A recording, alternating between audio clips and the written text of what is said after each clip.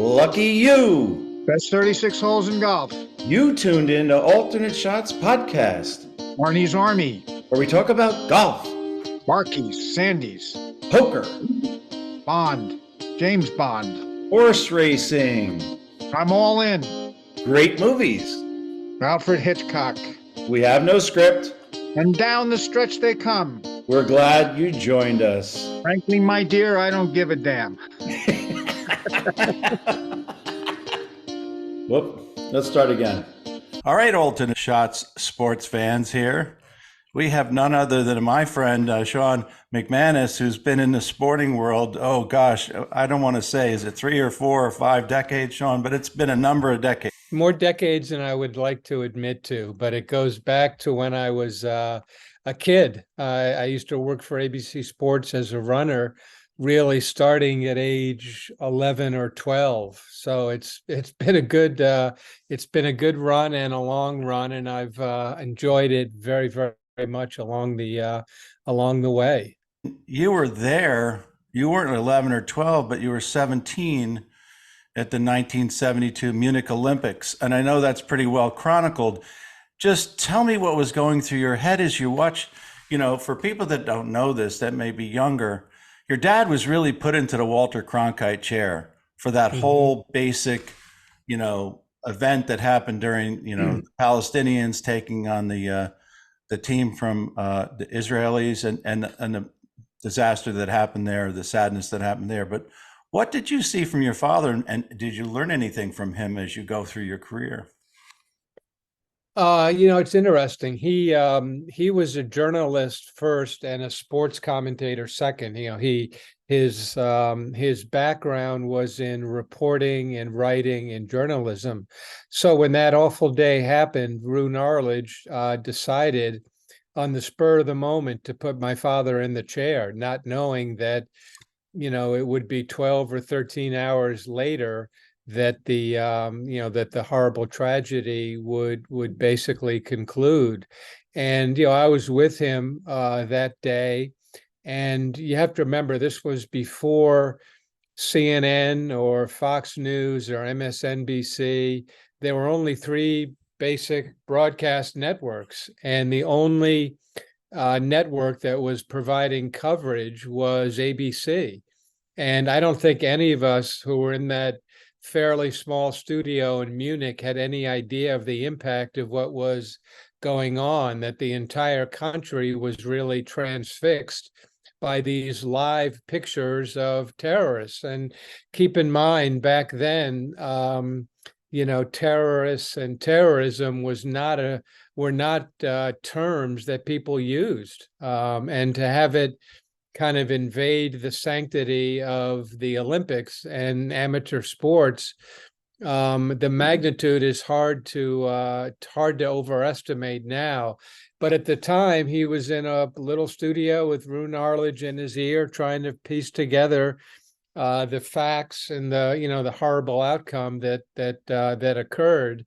But it had an amazing effect on his career. He was always a little bit, I would say, conflicted, because it really catapulted his career to a new level.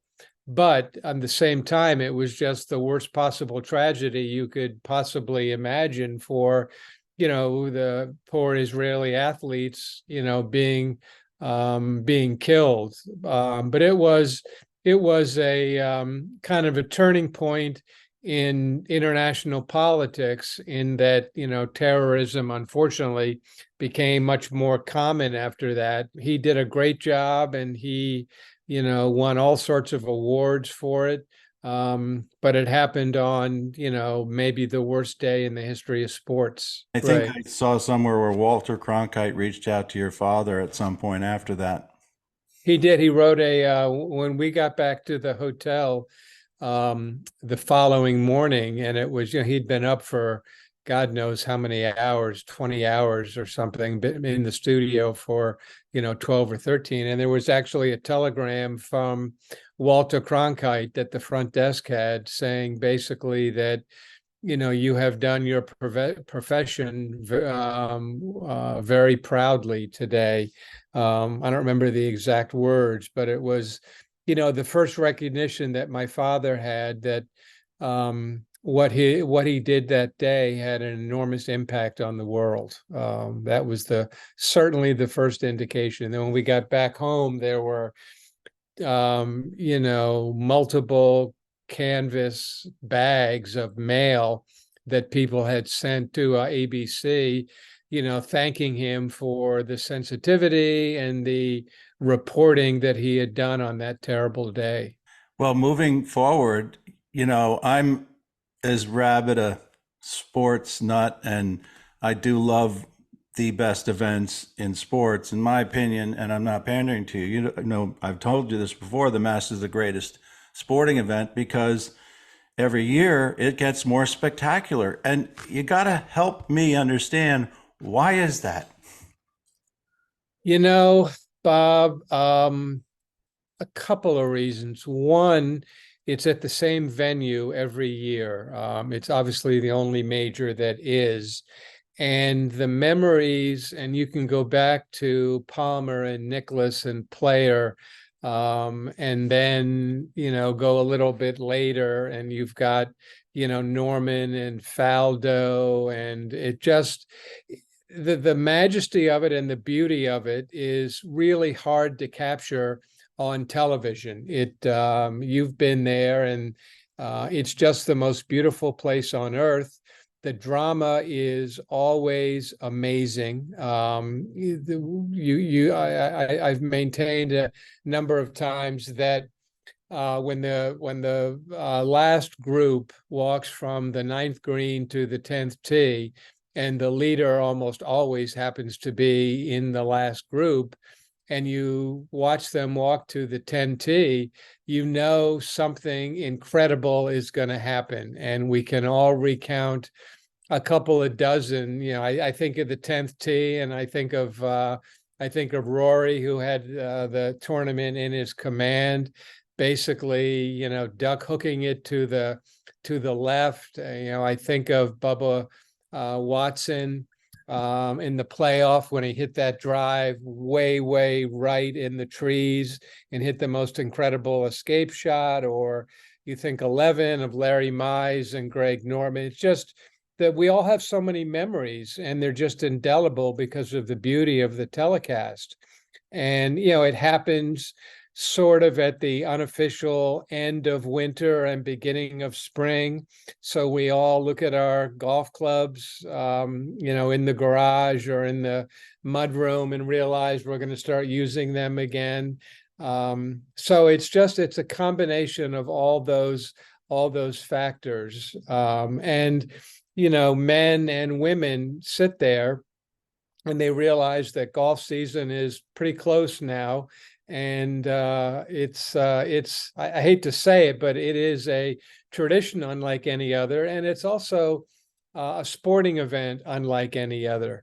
And it's, again, we all have dozens of memories. And when you think of, Tiger's historic win in 1997, and then, 22 years later, 2019, you just think about those moments, and they're just indelibly engraved in our minds. You were before Norman and Faldo, who played about the same time in the same era, and you were to place a dollar bet. Would you have ever bet that Faldo was going to win more Masters than Greg Norman? No, I would not. And more majors than Greg Norman also. No, I mean, Greg, there was that year where I believe he led all 4 majors on Saturday night and, couldn't close the deal. So no, I mean, Greg, it's amazing that Greg only won the 2 major championships that he did, based on his talent and based on the fact that he was always, it seemed like, always in contention at the Masters, and then figured out ways to not close the deal. Dave, this putt down the hill What about this one? You wouldn't care to name the odds on getting this in one, would you? No, thank you. Plus, he's got to try not to make 6. Yeah. I mean, the dilemma here, you want to make it, obviously, you want to make all of them.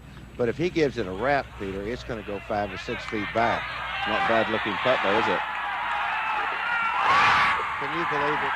Do you think that some things are fate and some things are meant to be? Because you can't do any better than that. That is almost awesome and godlike. Fuzzy, he may think he's made a birdie. I don't know what Fuzzy thinks. I doubt that seriously, Peter. But would you like to go over the 3 4s that man just made at 16, 17, 18? You can't make 1 4 out of the 3. No, I think it's just incredible. And that, when you try and explain to non-golfers what this game's all about and how it can change, it's seemingly such a passive game. He surrenders. But I mean, listen, he was great for the game, and he was the white shark. And, a little bit like Phil, the fact that he won and lost in such dramatic fashion made him and Phil that much more fascinating to watch, because you didn't know what was going to happen. And the best example of that happened right behind your left shoulder on 18 at Winged Foot, when Phil, if he'd hit a couple of 5 irons and a wedge and 2 putted, he would have won the tournament. Instead of which, despite as I understand it, his caddy Bones having his hand on the driver, Phil picked up the driver and hit it into the hospitality tent on the left side, and the rest is history. But that's why, part of the reason why Norman and Phil were so beloved was because of the victory or crash and burn that you kind of the agony and defeat, your father used to say, right? Yeah, exactly. And that's good for broadcasters, because it's no good if everybody shoots to 61 every day. Where's the fun in that? Yeah, exactly. Yeah, exactly. How elevated has your TV game gotten over just the last 5 years with all these new things like drones and whatnot? Well, the coverage continues to evolve. If you were to put in a DVD or looked at it online of the Masters, even 10 years ago, you wouldn't recognize the coverage. I mean, whether it's drones or fly cams or different camera placements, obviously full 18-hole coverage now. The audio that we have picking up players, talking to each other and talking to their caddies, the tracing technology that shows you precisely to the yard, actually to the foot of where the ball is going, so you can see how the player is shaping the shot. The virtual reality on the right that shows you the exact path of the ball from an overhead animated view. I mean, the technology is it's amazing. And I'm proud to say that we've really been on the forefront of that. We were the first ever to do television coverage at the Masters. We were the first ever to do a golf telecast in color, in 3D, in HD. We're the first to use drones the way they're being used right now. And, you used to, up until 3 or 4 years ago, other than the flyovers we did with the helicopter of the individual holes at Augusta, you never saw the course from an aerial view. And, there obviously there's no blimp there.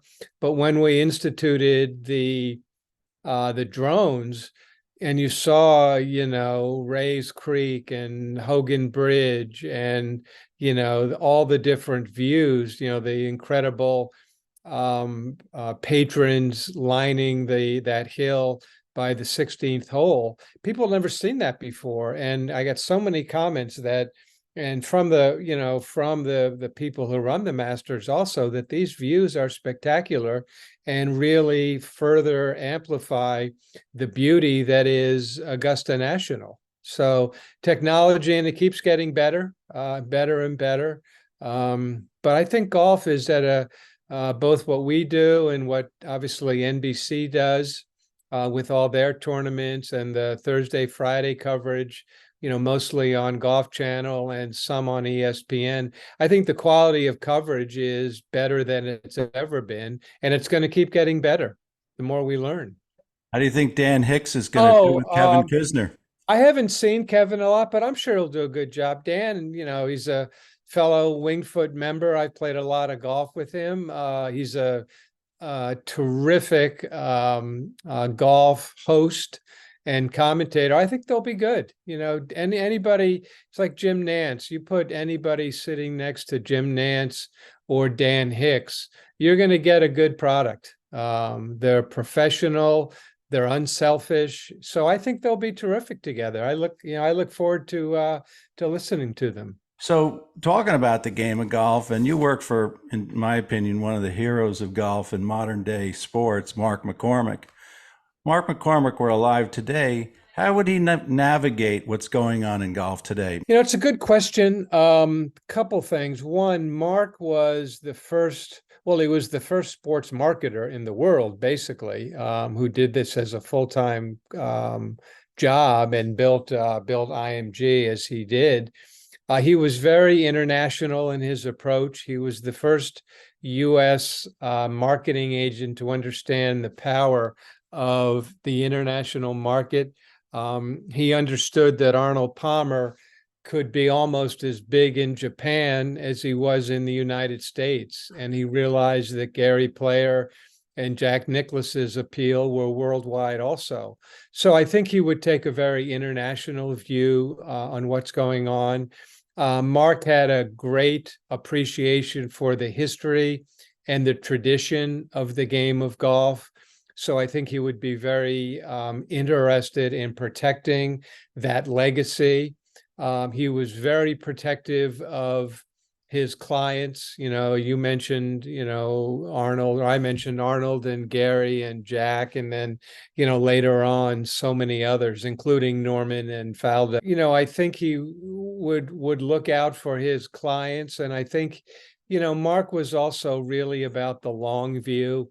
And I think if he saw an opportunity for a quick buck from, a sponsor or an advertiser, which wouldn't reflect well on one of his clients, he would turn it down. He really protected their image and protected their stature, and took the, not months or years, but really decades approach to how he served his clients and how he protected the integrity of the game. Yeah, Mark was definitely a facilitator, and took different groups who might not always agree, and got them together talking. And Mark also understood that if a deal is going to be good, it has to be good for both parties. And he didn't scrounge for the last penny in a negotiation. He often felt that if he could leave something on the table, that would serve him and his clients very well in future years. So he was really a futurist before the term really was being used by people. I'd like to ask this question before I ask you about Wingfoot in general. If you had a sizable bet and you got to choose, you can't choose 3 East. Of the 7 remaining par 3s at Wingfoot, and you have to make a par for a sizable, meaningful bet, which hole at Wingfoot would you choose to make that par or better? I think they're all challenging. Did you say I couldn't say 3 West? No, 3 West you can choose. 3 East is taken. Oh, three is okay. Yeah, I would probably say, now that I think about it, 3 West. I hit a fade. So I usually started out to the left and kind of run it up the chute there. So I would say I'm picking 3 West. Great. Now you've been around more than most of us. Had this conversation with Steve Rabideau. I said, have you seen a property with 36 better holes in your life? He said, no, not in this country. What about you? Yeah, I'm not totally objective because I loved Winged Foot so much. But yeah, I would say the combination of the tradition it has in major championships, obviously primarily on the West Course, but the layout and what they've done to the course, in the last couple of decades, whether it's taking out the many, if not most, of the trees. Yeah, I think it's a great club, and what I particularly like about it also is the membership. Pretty much across the board, serious golfers, but don't take themselves too seriously and really enjoy the game. And a $20 closeout is every bit as significant and nerve-wracking as a $1,000 Nassau at another club. So, I think if you and the thing is, both courses are different. I find the West more difficult, but that isn't always the prevailing view. But if you think of, every hole, you think of the par threes that you mentioned. Just think of, the pin placement when it's back left on 10 West, where it is for the final day for the US Open. Try to find a better par three in the world than that. So I have great affection for Winged Foot. I prefer, as I said, even though it's more difficult, I prefer the West Course just because for some reason, I feel more comfortable there until I get into the rough. The caddy program is phenomenal. The young men and now women who are caddies are knowledgeable. They're as helpful as you want them to be. So when I drive through those gates, whether I'm playing East or West, it's like heaven for me. I absolutely love everything about the club. And when people ask me, all over the country and sometimes all over the world, where do you play golf at home?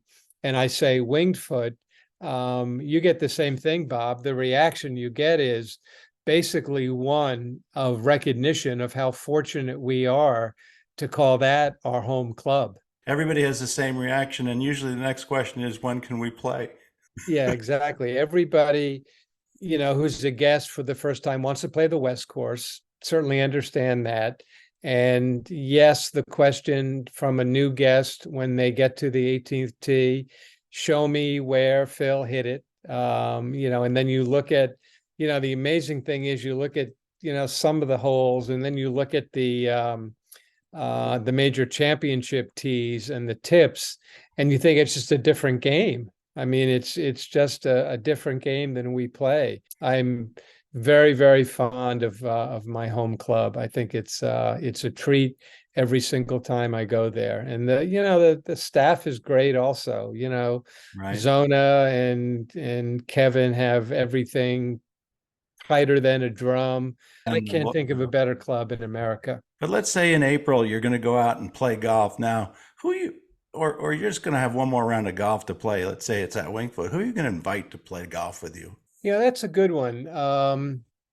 I was really lucky to play once with Arnold at National Golf Links, an outing that a friend of mine was a man who used to run PNC, a guy named Jim Rohr, Sure. member of That's friends with Augusta. Palmer. Yeah, very good friends. And he invited 12 folks to go out to National, have dinner, stay in the clubhouse and those rooms upstairs. And we got down for in the morning for breakfast, and they had the pairings, and I was with Arnold Palmer. So needless to say, I was shaking on the first tee, but it had just the most amazing round. And it was like playing with your favorite uncle. He had story after story. He gave everybody on the first tee little umbrella pins, which we all put into our jackets. And he was great. So I would say Arnold would be in that. My father certainly would be in it, just because we played so much golf together, both in Connecticut and Baltimore, and then down in Florida. And my dad knew Arnold. Arnold loved my dad, so the two of them would get along incredibly well. Probably a fellow who's a member at Winged Foot also, who you know, Tony Petiti, who is now the commissioner of the Big Ten. He's my best friend. Love playing golf with him. So I would say probably Tony would round out the foursome. Man named Peter Lund, who is also a member of Winged Foot, who is the man who hired me in 1996, way back in the day. Peter's a dear friend. I might play as a fivesome on that You're day. allowed to do that. Yeah. Yeah, We can exactly. break the rules for Peter Lund. Yeah. But, you talk about, retirement. I'll have been at CBS Sports more than 27 years. I've really enjoyed it. I have a number two named Dave Burson, also an avid golfer who's been president of the division for over a decade. He's ready. And I'm ready. I'm sure I'll be busy. I'm not going to work full time again. But, if there's something in the world of golf that I could contribute to, would love to do that. If there are a couple of boards, public companies. So I think I'll be as busy as I want to be. Say, since the kind of the general overall theme here obviously is about golf, that I am amazed almost daily on what golf does for people. And I can name a few dozen people who I know now. Really, Jim Rohr is the perfect example. I never would have met Jim Rohr if it weren't for playing out in a member guest at Cypress. And there's so many people in my life who are now important that golf just brings people together. 4 hours you spend on a golf course with your buddies, in a beautiful location, outdoors, usually in good weather, because I'm not a very good foul weather player. But I mean, those moments are the best moments of the year. Outside of the time that I spend with my family, the most enjoyable times of my year are on the golf course. And I think a lot of us feel the same way. And, my son Jackson, actually, I'm going to put, I'm going six. I'm going Jackson also, because I love playing with him. I appreciate your time. Great Christmas and New Year and holiday. And I'll see you, hopefully, if Winged Foot, if not before. The majesty of it and the beauty of it is really hard to capture on television. You've been there, and it's just the most beautiful place on earth. The drama is always amazing. Why are you laughing? Well, at least we have the laugh to add at the end.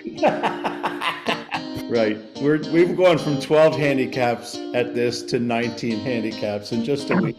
That's what happened. Somebody changed my grip, and the next thing you know, I can't do the podcast anymore. I felt like I was in the first row of the first pew at church right during the sermon. And your brother was poking My you. brother was making me laugh. Thanks for joining us Casper, today. Billy We Harmon, really appreciate your Double feedback. Indemnity, And please Arky, subscribe to the Two show. Outer, Hit 'em Odd hard Job. and hit 'em off. That's 36 holes.